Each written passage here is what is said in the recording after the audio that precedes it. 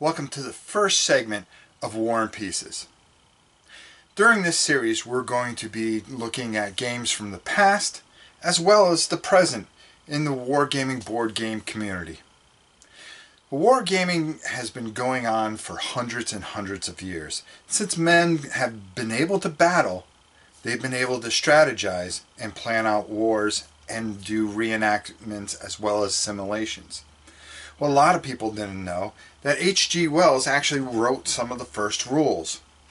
In 1911, he wrote a book called Little Wars. Actually, it was Floor Games, excuse me. It wasn't until 1913 that he wrote Little Wars. What he did was actually write a simplified rules on how to play with toy soldiers in his living room, and was considered by many the father of wargaming. It wasn't until 1952 when Charles S. Roberts formed Tactics, which was the very first Avalon Hill game, and what many consider as father of the modern board gaming world. Now in the 70s, board gaming flourished. It was considered the golden age of wargaming, with such games as Tactics 2 and Advanced Squad Leader, and even things like Panzer Leader and Panzer Blitz, rounding out the field of Avalon Hill bookcase games, to GDW, Game Designers Workshop, where they considered and made huge, epic, complex games. And even some of the more simpler games like Gettysburg, which actually was one of the first games in 1962 to constitute actually reenacting a battlefield itself.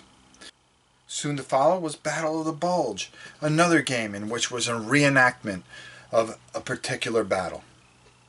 All the way to today's modern games like Field Commander Rommel by DVD Games. We'll be looking in the past and into the present and into the future, reviewing tons and tons of games, but doing it with a little bit of more pizzazz than you would normally see. Instead of handling so much of the mechanics, which we will cover, we'll learn why there's so many Battle of the Bulge games, learn a little bit about the history of a battle, learn why these games are so popular or these certain battles are so important in our history. To look and talk with developers and get their thoughts and their passion about wargaming. And with an extensive catalog, we'll be able to look at the ins and outs of every single game that we can get our hands on.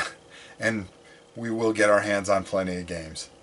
This series, War and Pieces, is here to build a catalog for the Dice Tower, to build a new era in which wargaming is covered, to take you in and make you part of the whole process, learning from maybe what a thought of a designer had on a certain brand new game, and to learn the mechanics, to break things down and give our thoughts, as well as get your input in the comments. We'll be talking with game designers, game companies, going to conventions, and talking to wargamers, as well as reviewing tons and tons of games for the Dice Tower. Making sure that we have a great catalog that you deserve and you can access at any time to take a look at games from the past all the way to the present. Games from GMT, Avalon Hill, GDW, Multiman, Academy games, Decision games.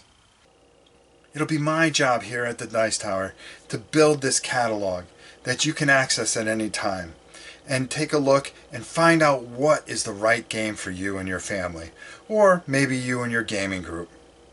So, as always, I'm Rob Warren, and I can't wait to start and see you guys next week with our very first look at our very first game.